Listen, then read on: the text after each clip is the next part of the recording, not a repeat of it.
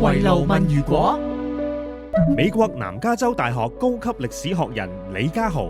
資深音樂文化節目主持薛梅，特別嘉賓香港大學新聞及傳媒研究中心名譽講師、資深媒體總編輯陳貝瓊。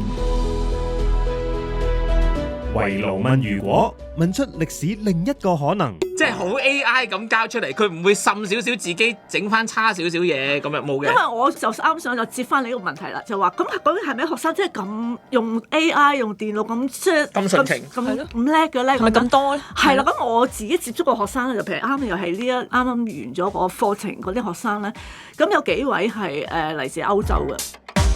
你見一個人佢咪即係對份工好有熱誠咧？你真係可以透過面對面睇佢眼神，佢有幾好嘅準備，係真係睇得出嘅。所以點解話興趣一定要行先？你興趣行先咧，自然就好有興趣，乜嘢都會去揾去了解多啲，查證或者去判斷乜嘢係真咩係假咧？乜嘢係即係應該要學邊啲可以假手於所謂 AI， 假手於其他人咧？其實呢個先係更加需要學咯。今時今日嘅教育，我覺得係 AI 嘅出現為各種行業帶嚟衝擊，唔少人都覺得將來嘅工種將會有大變動。面對改變，我哋應該點樣去培育下一代，等佢哋唔會被淘汰？延續上一集，陳貝瓊教授分享佢遇到嘅第二個故事。嗱，第二個故事咧就係包含咗兩部分啦。咁第一個我想講話，其實而家啲學生嘅年紀啦，譬如我譬如話我啲學生可能都係20歲頭咁樣啦，或者10零歲尾咁樣嚇。咁係咪即係話咁我哋想象中咁一窩蜂咁中意去使用 AI 咧咁樣嚇？咁或者佢哋覺得 AI 係咪真係對佢嚟講係最好咧？咁樣第一部分我就係喺網上面好隨便睇到一單新聞，咁亦都係令我都係一個對我嚟講係好重要一個警告嚟嘅嚇咁樣。咁喺美國嗰大學咧，咁又最近發生嘅，咁有啲學生咧就係寫信去投訴，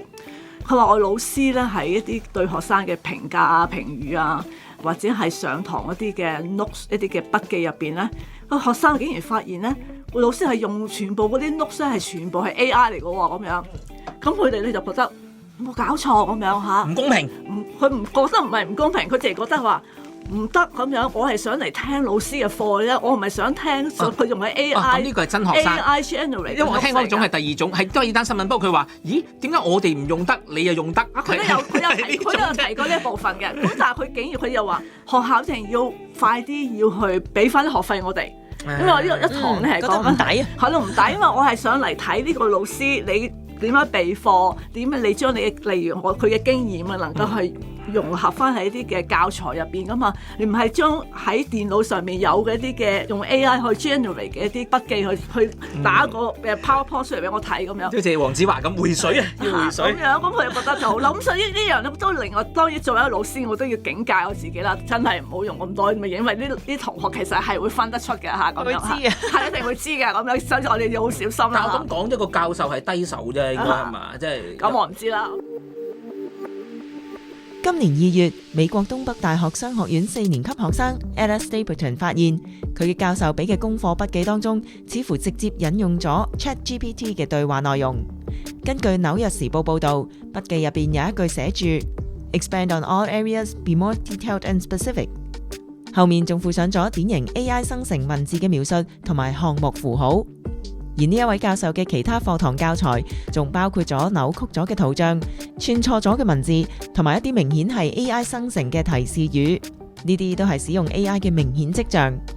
不過 Stapleton 主修嘅商科明文禁止使用未經授權嘅 AI 以及其他違反學術誠信嘅行為，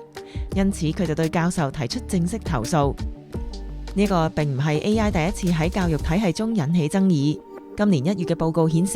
近90%學者相信佢哋嘅大多數學生經常使用 AI， 其中以生成式嘅 AI 最為常見。因為而家學生你都知啊，貝瓊，即係佢交文冇人係而家蠢到係靚仔仔咁掟上去，佢係自己 tweak 翻少少啲錯誤啊，加翻少少自己啲 silly mistake 啊，令到咁樣係令到電腦又 detect 唔到，教授又覺得即係而家全部大家都學精進化噶嘛，即係我諗緊呢樣嘢啫。咁我真係我又未見到啲學生係咁喎，即係老師。即係未進化到自己，即係你係依然係好 polish， 即係好 AI 咁交出嚟，佢唔會滲少少自己整翻差少少嘢咁樣冇嘅。因為我就啱想就接翻你呢個問題啦，就話咁究竟係咪學生真係咁用 AI 用電腦咁即係咁純情咁叻嘅咧？係咪咁多咧？係啦，咁我自己接觸個學生咧，就譬如啱又係呢啱完咗個課程嗰啲學生咧，咁有幾位係嚟自歐洲嘅。咁佢哋咧就嚟香港做一啲，因為我嘅功課啦，咁佢一定要去做一啲嘅訪問嘅，起碼要訪問7個人。咁跟住我話要將啲有10條嘅基本問題你要去回答咗，咁跟住你作為一個分析佢嘅答案，你寫篇文俾我睇啦，咁樣嚇。咁啊，當然我都心裏邊都會諗下啊，呢種嘅功課係咪唔應該再出啦？因為正如你所講啦，啲學生可以將所有啲，如果真係有做訪問嘅，咁你將所有嘢電腦咪幫我分析晒啦，咁樣。咁竟然俾我又預咗幾位學生喎，真係唔係得1、2位喎。咁佢都同我講話啊，佩瓊，其實咧我就唔係想話用嗰啲咩嘅 Excel 啊或者個 spreadsheet 去分析嗰啲嘅數據。我不如我篇文可唔可以寫一啲呢7個人每個人嘅故事，點樣去回答你嗰10條問題咧？咁樣嚇。咁我覺得咁都得嘅，我話咁我嗱呢個令我都覺得其實第一係咪真係個個即係用得咁純熟咧？咁呢啲我好懷疑啦。第二就佢咪真係好想用啦。第三其實我睇佢嘅文最好交俾我嗰啲嘅功課入邊嚟講，即係只係寫大概係6至7頁紙啦咁樣嚇。咁佢要交代訪問嘅7個人，咁佢每一個人咧佢寫得好有心機嘅，即係佢每一個人。譬如佢訪問都係7個，譬如7個係香港人，又另外一個學生就訪問英國人啦咁樣。即係你唔會懷疑其實佢其實都有可能用 AI，只不過佢用 AI 去 gen 嗰啲訪問，你覺得應該唔會先呢個？正如我之前去教其他科目一樣，我都要佢俾一啲嘅所謂嘅證據嘅，要證據係證明，包括譬如你要訪問嘅筆記嘅，你要同佢合照啊，或者甚至係有啲嘅錄音啊咁樣嚇，咁我先覺得係一個真實嘅一份功課啦咁樣。咁我睇翻佢嗰篇文嚟講，我覺得佢哋其實佢都好想去聽人嘅故事，即係翻去我頭先講嘅第一個個案咁樣啦。其實佢哋對於嗰個要求訪問7個人，究竟係4個人係答是，3個人答否，5個人係話係個分數係5，2個人嘅分數係1。其實佢哋嗰啲數據對佢嚟講，佢冇乜意思嘅。佢反而佢想喺篇功課入邊想話俾我呢個老師聽，究竟呢7個人之中，佢對呢件事有咩睇法咧？咁樣。我諗佢哋係幾中意翻，唔知係而家係咪因為個時代有少少另一種極端，多太極端到淨係講數據個鐘擺係啦，反而掉翻轉某啲年輕人啦。而家我講緊唔係我哋呢個老派人啊，都係講緊20歲。係啦，講20歲，咁其實佢都係有幾想去用翻呢種方式去作為一個所謂嘅交功課又好，或者作為一個溝通，想同我呢個老師講翻，原來訪問嘅7個人之中，佢對呢件事嘅睇法係點樣嘅？即係每個7個人嘅有少少嘅小故事。咁我覺得我又幾接受，即係當然佢之前佢真係幾好嘅，佢又同我講定報定案先。喂，佩瓊，我想做嗰篇功課大概係咁樣，我未必好似我曾經喺課堂上去介紹時候，你大概分析啦，譬如話用數據分析可能最方便啦咁樣。佢可能佢話我可能唔想用呢種方法喎，咁我覺得OK 喎，我又可接受喎。咁所以你頭先講嘅就係起碼你第2個故事帶出嘅重點就係話唔好想當然覺得咧就所有嘅後生仔20歲咧乜都係 AI 主導，乜都係 AI， 其實裡面唔一定嘅。不過咧，你頭先帶出一點喎，你話其實嗰幾個係歐洲學生，有冇分別㗎？亞裔又會唔會熱衷啲，定係咁啱係？你唔會覺得亞裔學生？我又唔太覺得有個分野嘅。其實我頭先只係因為我好醒起，有啲喺我幾十個學生之中有1-2個真係好明顯嘅佢寫嘅嘢。咁其實有啲其他嘅嚟自香港又好，嚟自大陸又好，其實佢都有咁嘅傾向，佢都係盡量想喺佢個功課入邊咧，唔係純粹喺個數據嘅。7個人之中有5個係點，2個係點，唔係咁樣嘅。佢都希望能夠係將佢嗰個內容係表達得係比較人性化啲嘅，唔係純粹係數據嘅。因為其實嗱，你問我對佢哋嚟講，可能佢哋嘅由細自大嘅教育，我諗你哋兩位可能比我更清楚，因為你哋見到你哋啲細路仔嘅長大，可能佢哋用數據真係好方便，5%啦，3%啦，咁3個之中有幾多個又點樣啦？咁對佢嚟講係最容易寫嘅一件事嚟嘅，甚至可能用電腦去分析係佢最容易去分析嘅。甚至而家佢都唔使用 Excel 做表，都係掟晒落 ChatGPT。所以佢要去花啲心機睇翻自己嘅筆記啊，原來喺7個人之中咧，呢個人咧佢嘅背景係因為係咁樣，所以咧佢哋嘅對於5個題目之中咧，佢哋嘅反應係點？咁佢都係有啲心機係想做好份功課咯。咁所以其實我覺得咧，未必係同族裔有關。雖然頭先李家豪想嘗試係咪？咁係咪亞洲人又特別對 AI 即係話即係？係咯，整啲啊，或者唔係即係特別有嗰種 attach 啊，即係因為我見到同亞洲嘅學生傾偈嘅時候咧，當然唔係即係你唔係一個就咁話 stereotype，而係純粹因為你有時同啲唔同族裔嘅學生傾偈，因為我嘅工作亦都有時接觸唔同嘅 intern，唔同嚟自唔同嘅地方，佢未必話咁 clear cut，好似有貝瓊話哇齋擁抱 AI， 或者話咧唔係嘅，我對 AI 咧其實唔係真係咁熱衷，而係有中間着墨嘅，即係話佢同 AI 互補。即係有啲個學生咧，佢唔係就話我就唔中意嘅，我中意係美感美術類型啊。聽到咩 gen 啲咩圖啊，頭先有背景我都諗緊，有啲人話哇，影一張相咁，有啲你最近你見到成日有啲人假嘅圖就無端端陳冠希又可以同一謝霆鋒影相，你以為真？點知個真係假？其實張圖你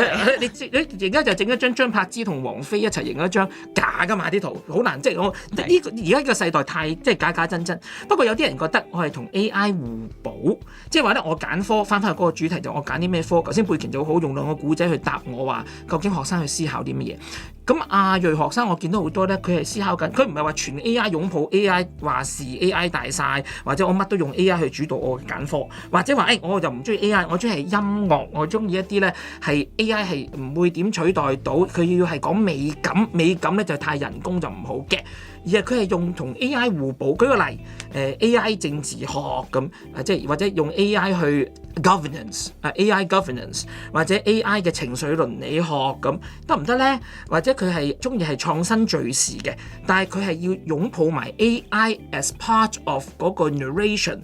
不過佢唔係話乜嘢都用 AI 主導嘅故仔，係我用晒個人腦好 critical 去做晒啲 heavy load 嘅 thinking。但係再用 AI， 即係意思話佢係我嘅左右手，同 AI 共舞，係揀一啲咁樣嘅科目，同 AI 互補嘅科目。咁亞洲學生我感受到嚇，佢係都幾中意呢一種你中有我，我中有你嘅咁樣嘅科目。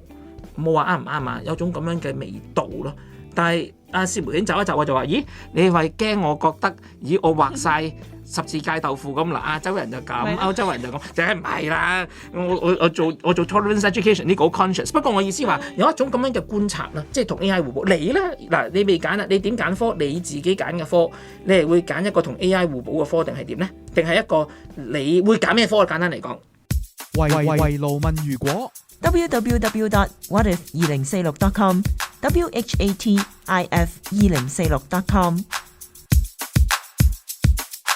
點解我頭先話即係李家豪你可能會想講緊嘅就係會唔會係以佢嘅族裔或者可能佢嘅背景嚟到去作為行先，佢會唔會想揾一個係 AI 互補嘅一件事或者一個科目呢？咁但係我係會覺得要睇佢從佢揀咩科，即係譬如我覺得貝瓊佢接觸到嘅學生，佢可能係因為主要都係傳理系啦，或者佢可能想做新聞啦，咁at least譬如可能頭先所提到嘅做一啲嘅訪問啦、人物專訪啦等等。其實佢如果揀得呢一科，其實佢嗰心，即係佢想做嘅嘢，佢所諗嘅嘢，佢想為呢一個社會付出，已經同你普通純粹想讀個大學學位，跟住畢業就出嚟揾工嗰種心態已經好唔同。所以我估可能喺嗰啲嘅科目入邊嘅學生，佢哋要去即係交功課啊，又或者可能佢接受到老師嘅挑戰啊，佢點樣去？我唔想淨係攞數字出嚟啊，可能佢哋就會嘅諗法會有啲唔同啦，或者佢哋可能會想做更加多嘅，始終都係嗰種熱誠啊，會好唔一樣咯。所以俾我諗我會揀科都係會揀一科係比較人性多啲嘅。可能直頭係偏離 AI， 盡量避開 AI 嘅科目。我諗我都係會揀翻藝術嗰方面。即係其實有冇 AI 嗰個影響唔到你啦。即係就算有同冇，你都係揀中意係一種藝術型。係啦，因為其實我自己細個嗰陣時揀科咧，我就係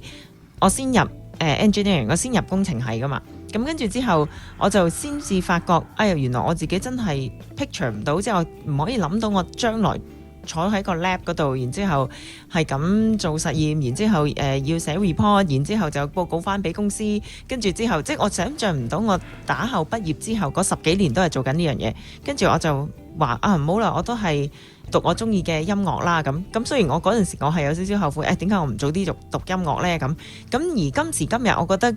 就唔好諗太多自己嘅出路，然之後即係就同阿貝瓊一樣咁講咯，即係總之自己中意讀咩就讀咩咯。反而可能讀藝術啊、讀音樂啊，雖然有啲人講話而家 AI 嘅即係藝術嗰方面嘅創造都可以好貼近人類啊，咁但係我覺得佢始終暫時啦，我又唔可以講到 never 啊，我唔敢講嗰樣嘢，即係唔係話絕對不能超越人類，不過我覺得暫時可能5至10年都未能夠超越人類咯。係咁，雖然我俾 AI 黃家駒把聲都有少少感動，不過咧，師妹一定擰晒頭嘅，即係聽到我話如果被 AI 嘅歌聲感動，即係咧覺得咧，簡直我係冇靈魂啊，直情擰晒頭啊！我嗰次同佢講話，我個新嘅 Spotify 嘅 list 裏邊加咗首 AI Karen Carpenter 嘅歌，佢都已經擰晒頭，佢接受唔到，因為到我真係以假亂真到，即係不過我梗係明啦，你覺得 AI Karen Carpenter、AI 黃家駒把聲點會有感情啊咁？但係我真係被佢嚇咗跳，佢唱 Whitney Houston 嘅歌或者唱一第一，竟然唱到另外一陣味道咁樣。喺香港嘅媒體《經濟一周》E-Digest 訪問當中，主持特別問到張敬軒對 AI 喺音樂行業嘅睇法。今日呢個係真嘅張敬軒，張真人，唔係 AI 嘅張敬軒。我唔知你有冇留意最近有好多 AI 嘅藝人出現。有我都有啊，我有上網聽過 AI 張敬軒唱歌，覺得點咧？好嘅真人啦。我嗰日聽咗一個粵曲版嘅張敬軒嘅 AI，哇，好勁！我冇諗過自己可以唱到紅線女，即係阿女姐咁樣。當然把聲就你聽得出有啲數碼嘅係，咁但係我又覺得嗰個 phrase 又真係好似我唱歌平時即係我會咁樣鋪排啊，我會咁樣去 phrase 嗰隻歌。我覺得冇乜衝擊嘅喎，我覺得係一種情感投射，證明樂迷係好想聽呢。我中意呢個歌手，我就好想聽呢個歌手去唱人哋嘅歌。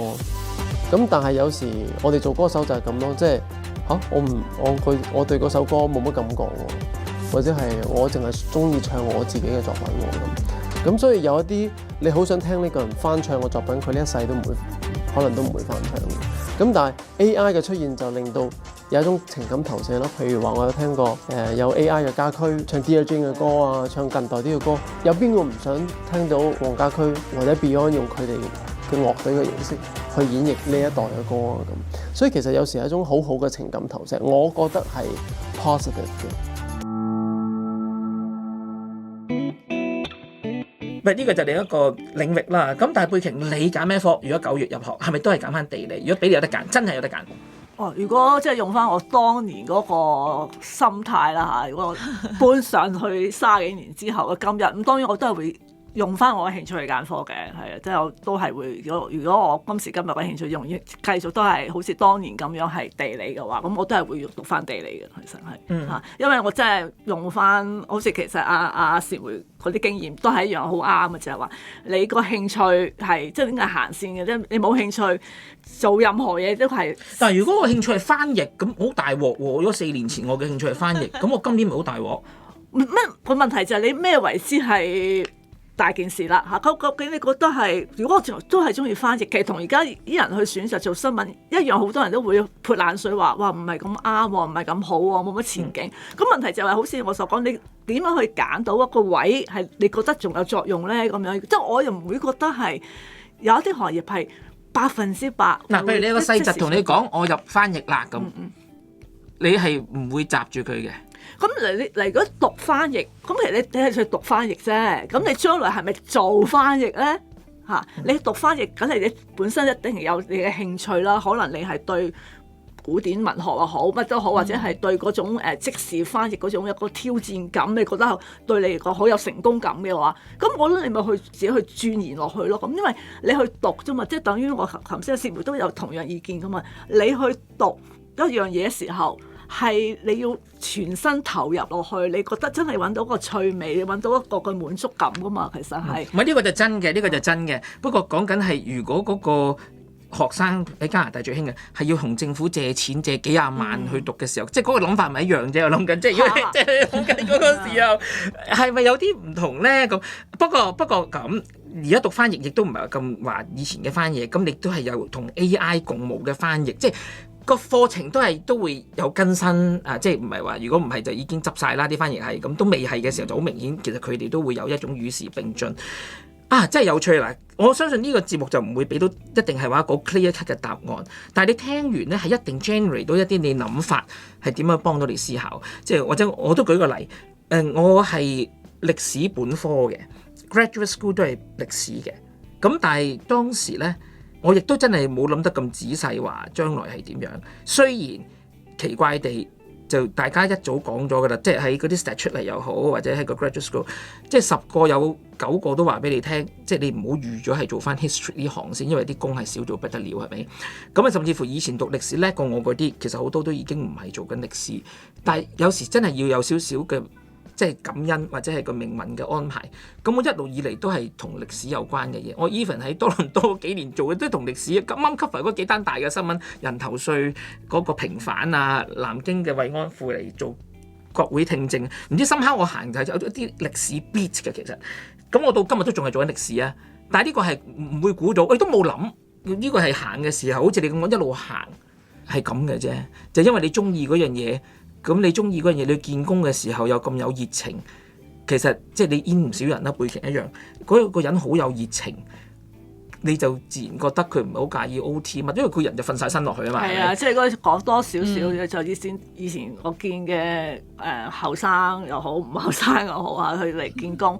其實你真係㗎，你見一個人佢咪即係對份工好有熱誠咧，你真係可以透過面對面睇佢眼神，佢有幾好嘅準備。係真係睇得出嘅，所以點解話解答翻你頭先所講，興趣一定要行先。你興趣行先咧，自然就好有興趣，乜嘢都會去揾去了解多啲。即係咁，你本人都係啦嚇，阿薛梅都係啦。你對音樂中意又點都會覺得一定要揾到佢最好嘅地方啊嚇咁樣。我以前見到嘅做記者嘅人又好，譬如學生，譬如頭先我所講嗰啲學生咁樣嚇，即係佢只係交份功課，佢都好有熱誠嘅話，佢都想同你講，喂，同個老師討論，我可以點樣去交份功課咧？我可唔可以唔用呢個方式去交咧？咁樣呢個其實係如果只一個純粹係交功課嘅話，佢真係學筆都唔使理。你話6頁咪6頁咯，7頁咪7頁咯咁樣。你話你既然介紹咗呢種功課可以咁樣交，我咪依足你嘅根據，即係可以將我俾佢哋嗰啲嘅資料一樣可以打翻入去個電腦度，然後佢將佢自己嘅採訪就擺埋落去，咁 AI 幫我寫一份阿老師阿貝瓊曾經教過佢嘅方法，即係跟足個佢都係寫到 instruction，其實係，但係就唔係跟足個 instruction， 你話乜就乜咧，但係就唔係話可能又會同你傾下可唔可以咁咧，即係擺份心出嚟去做。係啦，咁所以其實咧，你真係好容易睇到嘅，其實唔係話想象中咁難嘅。咁所以其實你點樣令到一個後生仔嚇，你哋嘅細路仔嚇，有個咁強嘅熱誠啦嚇，即係無論佢個意見係，反而喺手機世代仲難嚇，要有咁 learning 嘅 design。係啊，即係我諗有嗰個熱誠咧，你要令個細路仔有熱誠咧，其實係最難最難啊，其實係。冇錯。我都覺得係，我都諗起一個即係 example，就係我認識嘅一個嗰陣時候參加我哋呢邊電台舉辦嘅一個歌唱比賽嘅，咁佢自己係彈吉他自彈自唱，咁佢亦都係好好聽，即係好叻嘅一個音樂人啦。咁不過呢個原來只係佢嘅興趣，因為佢嘅實質上呢，佢係讀緊醫嘅，佢係一個醫科生，咁佢讀咗應該係第2年㗎啦，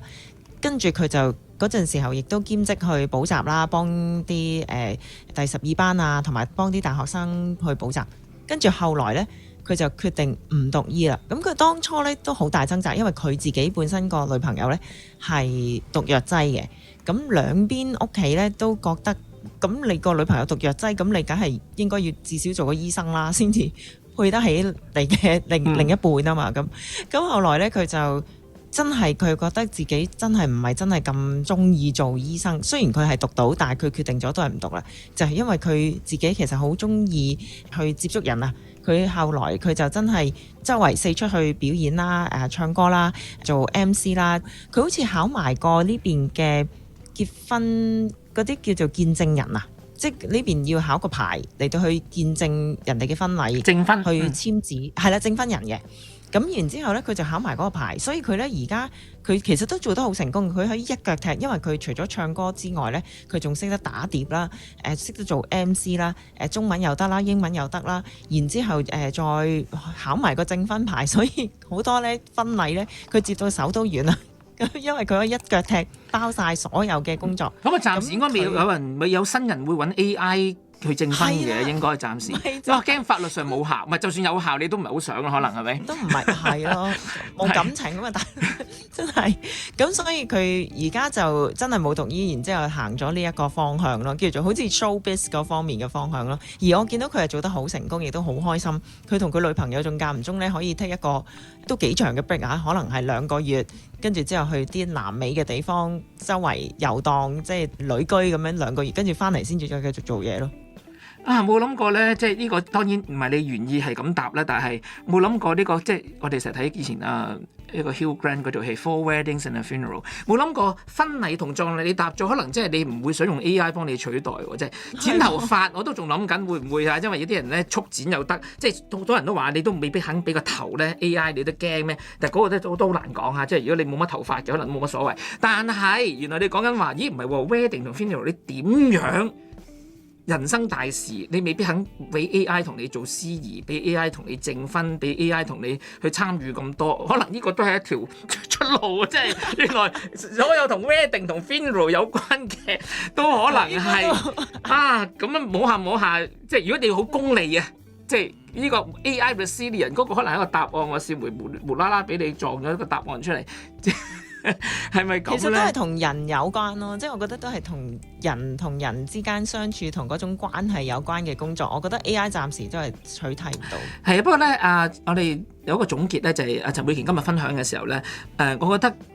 真係有意思嘅，因為你呢度講個思路嘅時候啦，雖然一個結論就係話按你嘅興趣，咁你如果你就齋聽結論，你可能話，咁咪即係老生常談，人人都話跟你個 passion， 跟你嘅興趣啦咁。雖然坊間亦都啲心理學書話咧，即係阿 Cal Newport 嗰本書非常過癮嘅，叫做 So Good They Can't Ignore You。嗰本書裏面都調翻轉嘅，佢話唔好跟熱情，熱情係有害嘅，因為咧好多嘅熱情咧，如果你一開始有熱情去追求，嗰啲係廉價嘅熱情啫。因為真正嘅熱情咧係要過咗啲門檻，你先睇到當中嘅美。咁但係陳佩瓊梗係唔係同你，佢唔係講緊呢樣嘢啦。其實佢都要經歷過做新聞，你要識得咩嘢好，你都要係讀過苦工，去到嗰個層次，你先至會更加享受嗰樣嘢。如果唔係，你都唔會見到陳佩瓊由對當年副修新聞到今日都仲係做緊新聞相關嘅工作，就係嗰份熱情。但係佢就係話嗰份熱情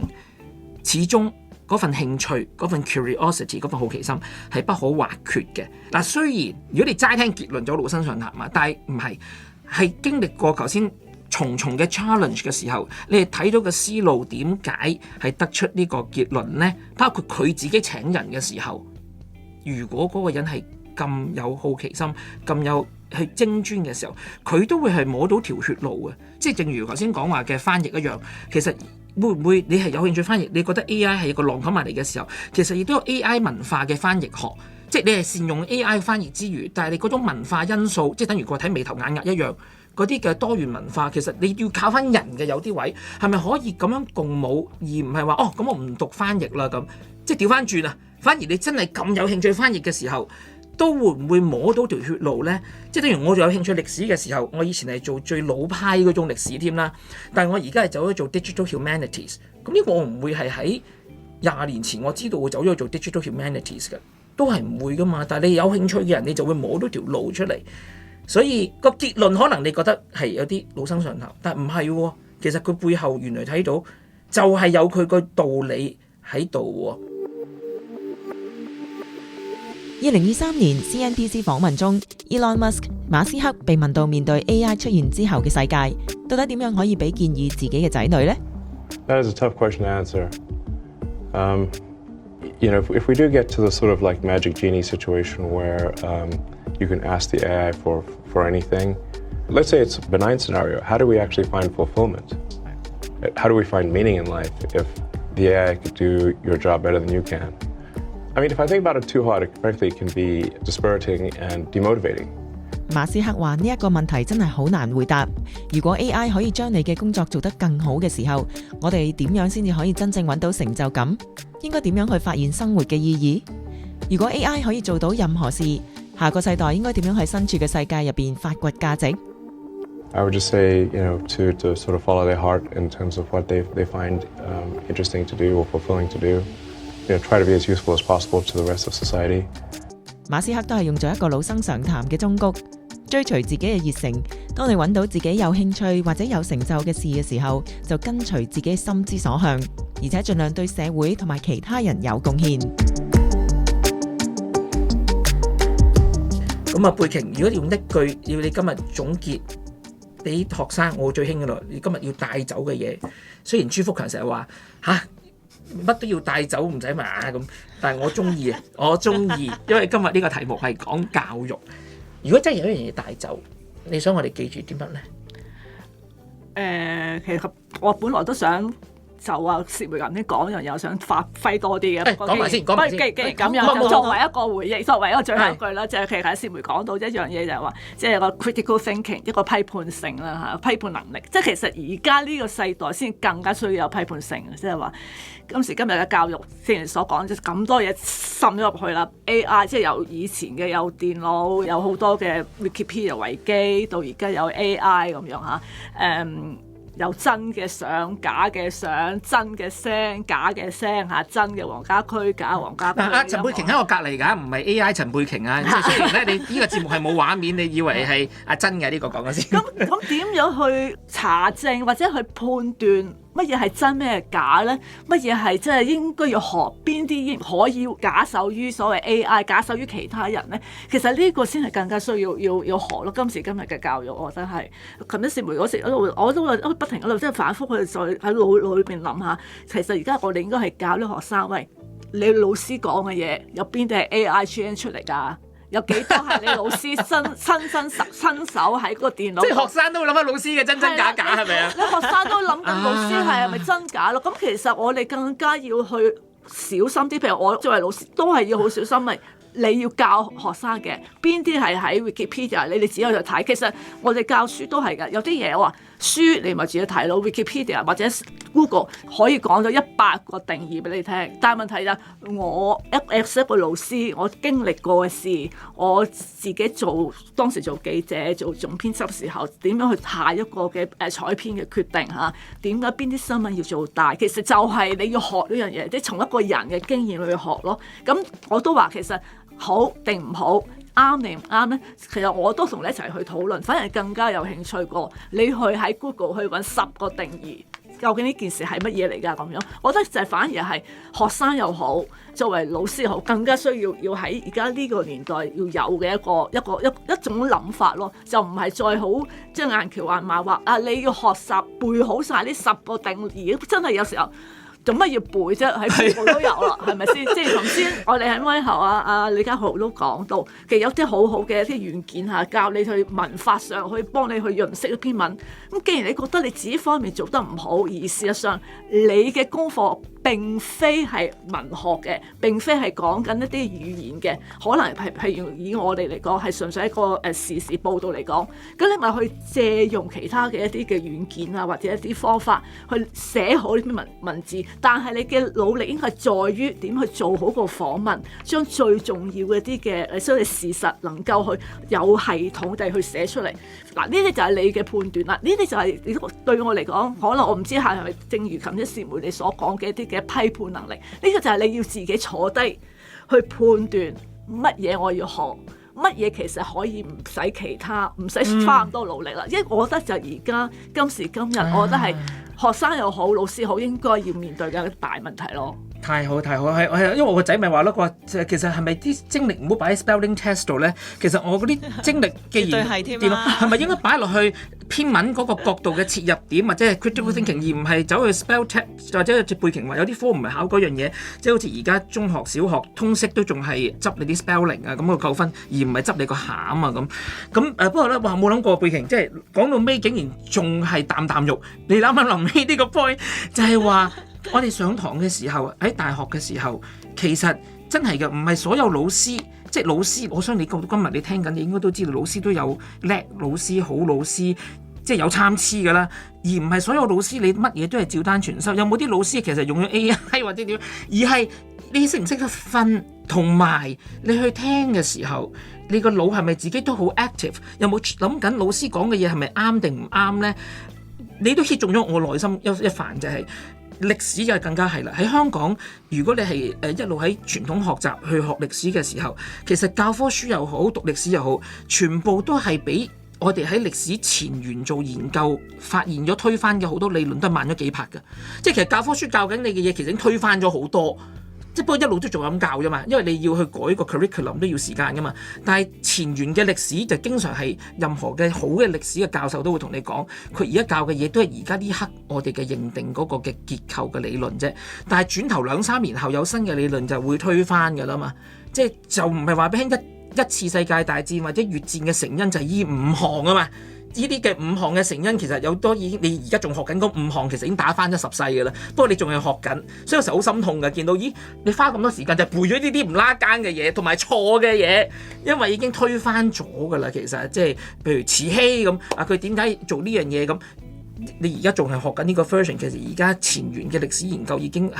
推翻咗呢啲，但係就係花咗好多時間無謂嘅時間精力。但係背景就話俾你聽，你有冇呢份學嘅精神去不斷去 challenge 去求真，係靠你自己啊，唔係靠你個老師，因為個老師都可能用緊 AI， 仲係用緊舊款嘅 AI。所以我哋我哋疫情嘅時候講笑嘛，啲人話而家個教授佢播 YouTube 嘅時候，如果佢連即刻跳落下一個 YouTube 嗰度嗰啲 setting 都唔識教嘅時候，你點期待佢？你點期待佢喺 AI 上各樣嘢係個領域先進呢？咁？但係背景就話俾你聽，其實如果你擁抱，你有呢份熱情，你擁抱緊你自身 take care、be responsible 你個學習嘅時候，其實係冇人阻礙到你。呢個先係嗰個學習嘅珍貴。冇諗過臨尾我叫你做個總結都有金汁喺裏面喎，都係老派嘅，老派嘅風格裏面。我又貫徹翻個老派嘅受訪者、參與者係咁樣。At the end 真係唔會過時嘅，有一啲嘢真係即係有即係等於話，都係有啲嘢要守護嘅。即係等於我哋做圍爐不取暖，另外星期5嘅節目講愛情感情問題一樣。你有冇 AI？ 有啲係恆久係咁處理人與人之間就係咁，唔會話有咗 AI。就會雖然有啲人話我有咗 AI 咧就解決咗好多問題，但係 at the end of the day 你令我諗起最後嗰個 lesson。如果即係話要 take home 啊，我唔係想 put word in your mouth，不過起碼我覺得我聽完你咁樣講嘅時候，喺一個 AI 世代更重要係你要 own 嗰個學習，你要自己 own 嗰個學習，而唔係話 AI 呢個係真係我擔心。我覺得世代上嗰個拿捏真係太方便，佢會唔會個腦袋都借咗？因為我哋好多時會借，但係會唔會？最後你連嗰個最 core 你要思考嗰樣嘢都借假咗俾 AI， 而你唔 own 呢？我相信呢個反而係仲驚。如果你問我嘅話，哇，塞晒錢喺個袋度喎，師妹袋住好多，袋住好多，即係要逼啲細路聽添啊！咪因為真係呢個係冇答案之餘，但係其實唔係喎，當中原來係可以有好多嘅好多嘅思考喺裏面。咁啊，今日咧嘅圍爐問，如果一年咧今個禮拜就係講高等教育嘅未來呢一個問如果，咁希望咧即係你聽完之後有啲咩意見咧，繼續喺我哋嘅 Thread Instagram 同埋 Facebook 咧可以分享你嘅諗法嘅。多謝晒你，貝瓊。多謝晒，多謝師妹，多謝嘉豪，多謝技術員哥哥。Thank you。